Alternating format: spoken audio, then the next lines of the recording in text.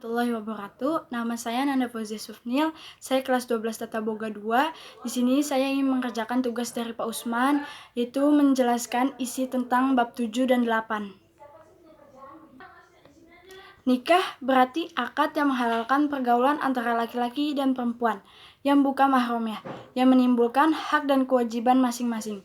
Sedangkan menurut Undang-Undang Pernikahan RI Nomor 1 Tahun 1974 adalah perkawinan atau nikah ialah ikatan lahir batin antara seorang pria dan wanita sebagai suami istri dengan tujuan membentuk keluarga atau rumah tangga yang berbahagia dan kekal berdasarkan ketuhanan yang Maha Esa.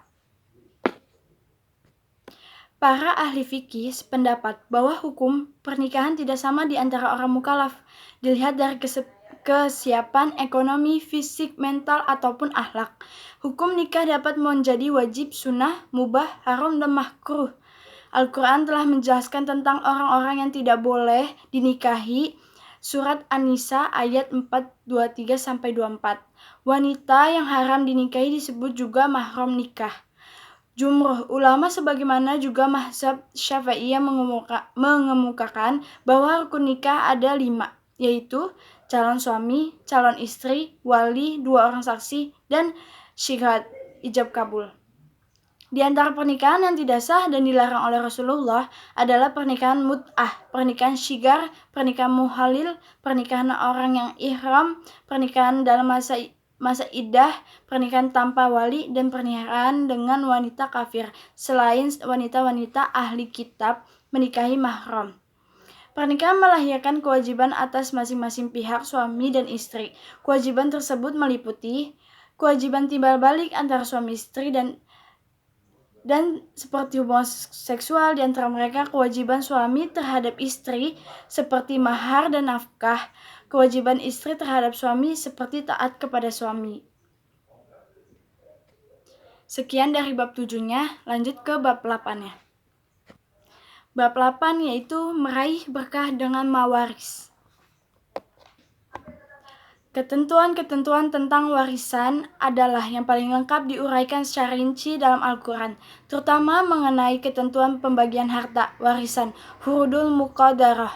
Hal ini menunjukkan bahwa persoalan ilmu mawaris dan hukum mempelajarinya perlu mendapat perhatian yang serius dari kaum muslim. Ajaran Islam tidak hanya mengatur masalah ibadah, tetapi juga mengatur hubungan manusia dengan sesamanya, yang di dalamnya termasuk juga masalah kewarisan. Keberadaan warisan menjadi bukti bahwa orang tua harus bertanggung jawab terhadap keluarga, anak, dan keturunannya. Dasar hukum waris yang paling utama adalah Surat An-Nisa ayat 47-12 dan 176 ayat An-Nahl 1675 dan Al-Ahzab 334 serta beberapa hadis Nabi.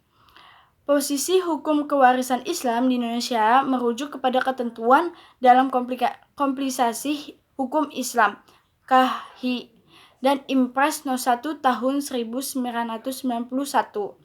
Orang yang memperoleh harta warisan dari orang yang meninggal dunia karena 4 sebab, yaitu sebab nasab hakiki, sebab nasab hukmi, sebab pernikahan, dan sebab hubungan agama. Hal-hal yang perlu diselesaikan sebelum dilakukan pembagian waris yaitu pengurusan jenazah, wasiat, dan hutang. Mutiara hadisnya yaitu Ka'b bin Malik meriwayatkan bahwa Rasulullah SAW bersabda, 2 serigala lapar yang dilepas di tengah-tengah sekumpulan domba tidak lebih merusak daripada kerusakan pada agama seseorang karena ketamakannya terhadap harta dan kedudukannya. Sekian video saya, kurang lebihnya mohon maaf. Wassalamualaikum warahmatullahi wabarakatuh.